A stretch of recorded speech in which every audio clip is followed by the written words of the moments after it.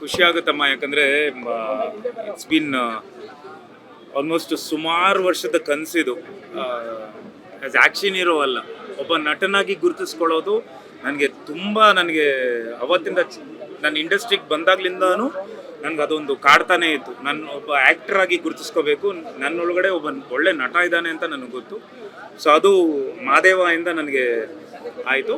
But again Madeva ಒಂದು ಏನು ನೀವು ಒಂದು ರುದ್ರಾವತಾರ ನೋಡಿದಿರೋ ಅದರದ್ದು ತದ್ವಿರುದ್ಧವಾಗಿ ಸಟಲ್ ಆಗಿ ರಿಸ್ಟ್ರೇನ್ ಆಗಿ ಡೈಲಾಗು ಮಾತಾಡೋಕ್ಕೆ ಮುಂಚೆ ಅಗೇನ್ ನನಗೆ ಮಾದೇವ ತುಂಬ ಪ್ಲಸ್ ಆಗಿದ್ದೇನಕ್ಕೆ ಅಂದರೆ ಈ ಸಿನಿಮಾದಲ್ಲೂ ಡೈಲಾಗ್ ಹೇಳೋಕ್ಕೆ ಮುಂಚೆ ಕಣ್ಣಲ್ಲಿ ಎಕ್ಸ್ಪ್ರೆಷನ್ ತಂದು ಅದಾದಮೇಲೆ ಆ್ಯಕ್ಟ್ ಮಾಡ್ತಿದ್ದೆ. ಬಿಕಾಸ್ ನಾನು ನಿಮ್ಗೆ ಎಲ್ರಿಗೂ ಇಂಟರ್ವ್ಯೂ ಕೊಟ್ಟಾಗ ಹೇಳಿದ್ದೆ, ಪಾತ್ರವಾಗಿ ಜೀವಿಸಿದ್ರೆ ಮಾತ್ರ ಅದು ಸಾಧ್ಯ ಆಗುತ್ತೆ. ನನಗೆ ಎಲ್ಲರೂ ಡೈಲಾಗ್ಸು ಗೊತ್ತಿತ್ತು. ಸೊ ಪ್ರತಿಯೊಬ್ಬರು ಯಾವ ಥರ ರಿಯಾಕ್ಟ್ ಮಾಡ್ತಿದ್ರು ಆ ಸೆಟ್ಟಲ್ಲಿ, ಆ ಒಂದು ಜಾಗದಲ್ಲಿ ಜೀವಿಸಿದಾಗ ಈ ಥರದ್ದೊಂದು ಔಟ್ಪುಟ್ ಬರುತ್ತೆ. ನಿಮ್ಗೆ ಎಲ್ಲರೂ ವಿನೋದ್ ಪ್ರಭಾಕರ್ ಕಾಣಿಸೋದನ್ನ ಬಲರಾಮ ಕಾಣಿಸೋದು, ಅದೇ ಸಕ್ಸಸ್.